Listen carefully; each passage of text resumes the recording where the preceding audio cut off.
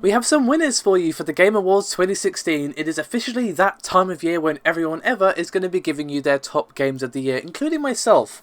I'm working on my game list at the moment, so you can expect that sometime this month. Not making any promises, but we're not talking about me, we're talking about a big glitzy award affair, so let's get going with the winners.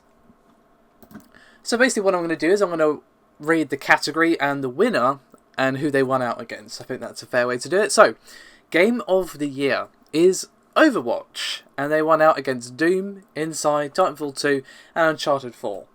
Now, I love Overwatch. I have put probably about 90 hours into that game so far, which is pretty, extensive. But I personally would have given it to Doom. Doom was just such a good game. Yeah. Anyway, Best Game Direction. Overwatch, once again, won out. The guys over at the Game Awards, they like Overwatch too, apparently. Now, they won out against Battlefield 1, Doom again, Uncharted 4, and Titanfall 2. Now, given that the other nominees are basically the same apart from Inside, I guess it makes sense that they would win this category as well.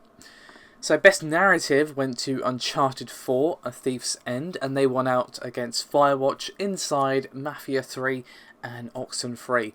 Now, I haven't actually played Uncharted 4, so I can't really comment on that particular one. I mean, Inside and Firewatch have really good narratives, so I guess Uncharted 4 has a really good narrative too.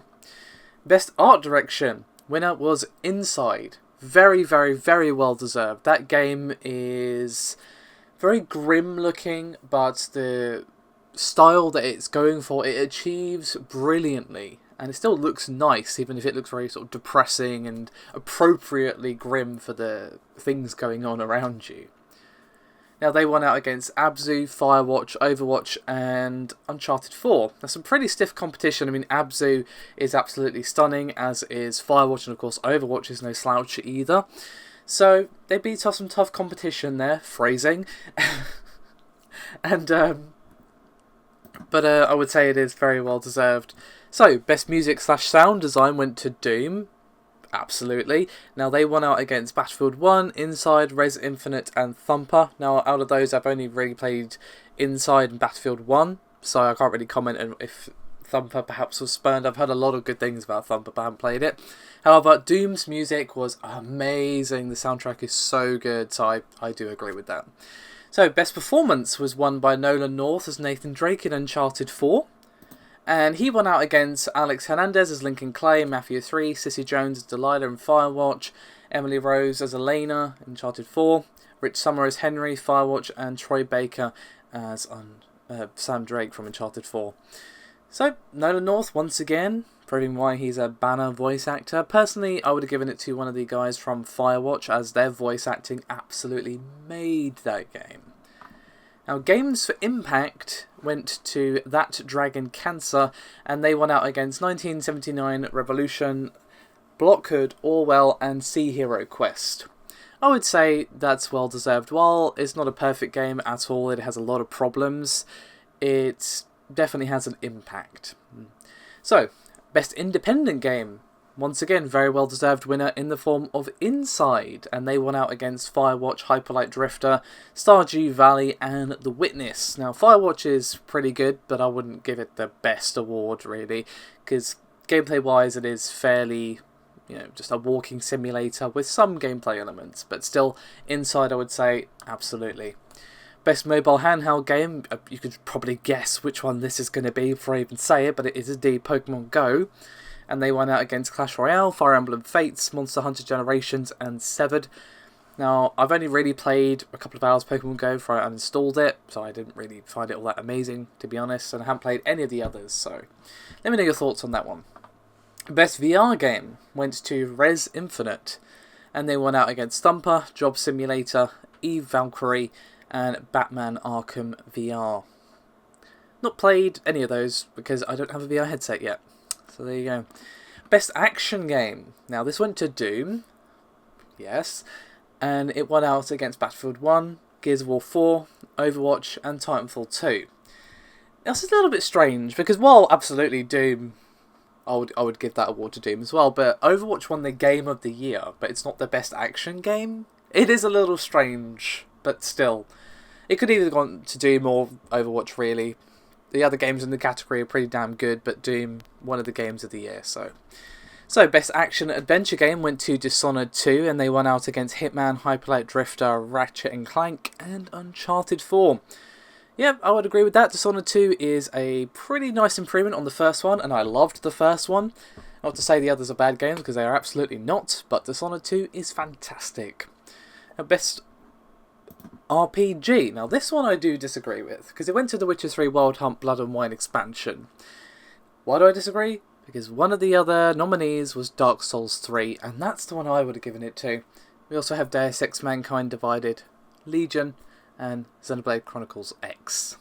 The Witcher 3 is really, really, really good, and so are its expansions, so, you know, I can't really say they made the wrong choice, just I personally would have given it to Dark Souls 3. Next up is Best Fighting Game. We have Killer Instinct Season 3, King of Fighters 14, Pokken Tournament, and Street Fighter 5 and Street Fighter 5 1. No. Just no. Best Strategy Game went to Civilization 6, which I would definitely agree with based on what I've heard, and I'm sure the thousands of people who are very much enjoying that game will probably agree that they should have won out against Fire Emblem Fates, Banner Saga 2, Total War Warhammer, and XCOM 2. Best Family Game. Once again, this winner will surprise no one ever, as it was won by Pokemon Go, and that game beat Dragon Quest Builders, Lego Star Wars The Force Awakens, Ratchet and Clank, and Skylanders Imaginators. Not exactly the strongest competition. I would say the strongest contender out of those was probably Dragon Quest, but still, Pokemon Go is hugely popular, so even though I personally didn't see why everyone was getting into a tizzy about it, it's hardly surprising that it won. So, Best Sports Racing. We have the winner is Forza Horizon 3, and they won out against FIFA 17, MLB The Show 16, NBA 2K17, and Pro Evo 2017. I don't play sports or racing games, so I literally have no opinion on that. Best Multiplayer. We have the winner of Overwatch, and that won out against Rainbow Six Siege, Titanfall 2, Overcooked, Gears of War 4, and Battlefield 1. Oh yeah, I would definitely give it to Overwatch out of those ones. I mean, I've heard a lot of good things about Titanfall 2's multiplayer, and the same for Gears of War 4. Rainbow Six Siege, I've also heard a lot of good things, but I put a ton of time into Overwatch, and I don't normally play multiplayer-only games, so definitely agree with Overwatch there. Now, most anticipated game, and this was awarded to Legend of Zelda Breath of the Wild, and yes, I would absolutely agree with that, even though the other contenders were pretty anticipated as well, as we had Red Dead Redemption 2, Mass Effect Andromeda, Horizon Zero Dawn, and God of War. I would say Horizon Zero Dawn was probably a close second to that, because the other ones are a bit far off to really get all that excited about. Breath of the Wild, however, is looking like a massive change of direction for Zelda, and is looking like a really good game. Trending Gamer went to Boogie2988, and he won out against Angry Joe, Danny O'Dwyer, Jacksepticeye, and Lyric. I don't really watch any of those apart from Boogie, so yeah, Boogie should have won that, I guess. And finally, we have a few esports categories, as we have the best esports player being awarded to Cold Zero, Marcelo David, who is SK Gaming Counter-Strike Global Offensive player. He actually won out against Beyond in StarCraft 2. And that's just heresy. Beyond should have won this. Come on. Is there anyone more lovable than Beyond? No. Best esports team went to Cloud9, and they won out against Rox Tigers, SK Gaming, Wings Gaming, and SK Telecom T1. And best esports game went to Overwatch, and they won out against Street Fighter 5, League of Legends, Dota 2, and CSGO. I don't really watch much Overwatch esports because they need to do more to the spectating to actually make it easy to watch, to be honest, but that's a pretty strong competition, and Overwatch does seem to be a pretty popular esport, but CSGO has put a lot of work into making the spectator mode actually, well, viewable. So, it's debatable. Anyway, guys, that's me done for this video. You've heard my thoughts about each of the categories, but I'd love to hear some thoughts from you guys. Do let me know your thoughts and opinions in the description below, and I'll see you next time.